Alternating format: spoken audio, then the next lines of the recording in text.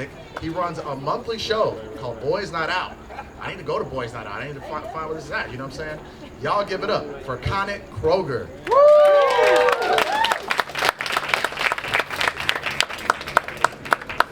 Thank you very much. Make it loud for your hosts, everybody. Let's. Do you mind if we get it popping a little bit? Why not? Why not?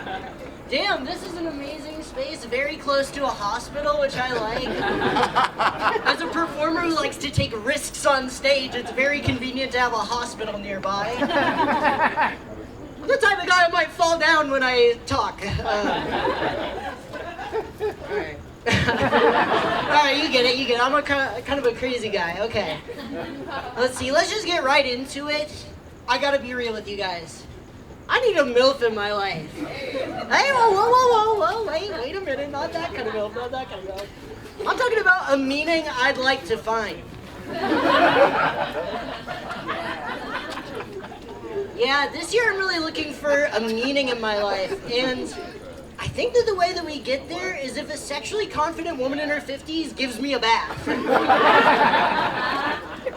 I think that could do it. You know what, I want to get into more of my jokes, but there's just something that I have to say, and I know that it's going to make me sound like an overly dramatic teenager, but I just have to say it.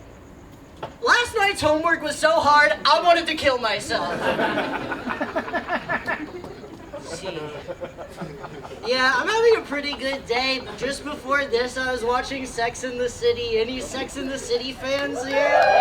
Yeah, it's a pretty amazing show. It is a pretty amazing show. But now that I'm watching it as an adult, I sort of remembered that I actually used to watch it when I was like a very young kid. They would have the edited for cable TV reruns on like E or whatever. And even back then, I knew that you were supposed to identify with one of the four main women. And I remember very vividly being like, I'm a Charlotte. But now, I watch the show and I kind of realized that Charlotte's main thing is that all of the sex that makes the city just makes her really uncomfortable. And so it's like, I don't think I was ever a Charlotte. I think I was just 10 years old. I was just ashamed to be thinking of these things. But I do kind of feel like Charlotte is a very good character for a 10-year-old to relate to, because at the end of the day, she just wants to play with her friends. Like, they'll all be out at lunch, and Samantha will go off on this, like, disgusting sexual tangent where she's like, you know, last night I had a young pastry chef over at my house, and let's just say he came on me.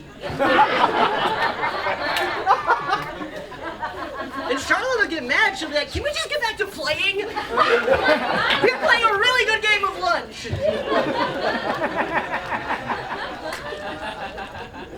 Thank you. Is anybody here single? Make some noise if you're single. Okay, I can work with that. All right. Anybody here in a relationship? Okay, make some noise. Hey, hands off. Okay. I hear it. All right. Anybody here single or in a relationship and have a USB-C charger that I can use right now, or else I'm fucked? I can work with that. No, man, I really do. I'm glad the hospital's here because I need to go to the doctor. I'll be real. Something wrong with my head and my body. You know? I needed to go to the doctor really bad, but I just have been putting off making a doctor's appointment because the last time I went to the doctor's, it was actually pretty traumatic. Like, I was in there just doing my annual physical, and we get to the point where the doctor's like, so, are you sexually active? And I'm like, well, yeah, I guess I am. And then he said, yeah, right. And then he gave me a shot and wouldn't tell me what it was for. Damn. Why you gotta do me like that, Doc? No, the last time that I was in major medical trouble was, this is my medical set. Last time I was in major medical trouble, I actually had a kidney stone pretty recently. Yeah, I know, it's very painful, very painful. And when I was at the hospital, they did an x-ray on me, and the doctor's like, Connett, you still have a kidney stone up in your kidney, ready to come down at any point and cause you immense pain. And I was like, okay, is there anything that we can do about that? And he's like, Connett, the only thing that we can do is shoot a laser up your penis and blast the stone out. Like an 80s arcade game. You know, so I have to be like, you should hear this too. Okay, so I have to be like, damn, can I really get a laser shot up my penis?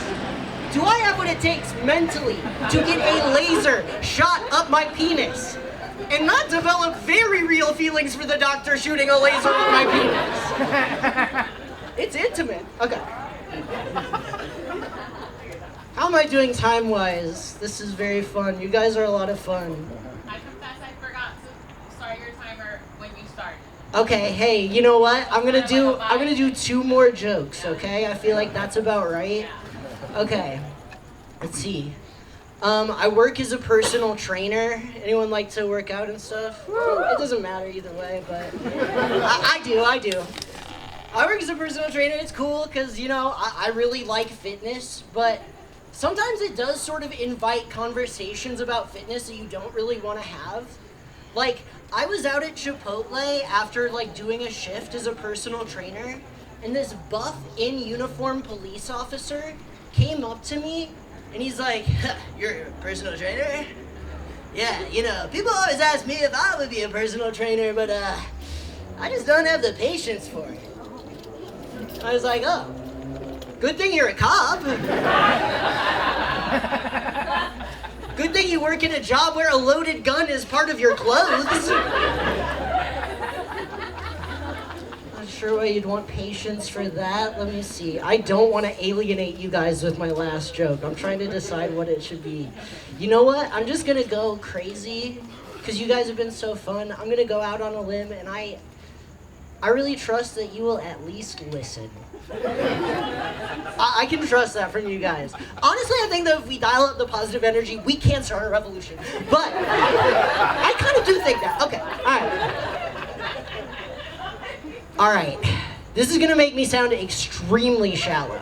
Okay, but when I am dating women, I do sort of prefer a certain body type. I hate to say that. That does make me sound shallow, but I really like it when a girl is built like a Teletubby and has a TV screen in the middle of her stomach and she lets me watch ESPN while we're at dinner with her parents. Damn, these girls with TVs in their stomach are so sexy. They're so sexy, I'm serious. But the way society is, a lot of these women feel the need to take Ozempic to turn their stomach TVs into flat screens.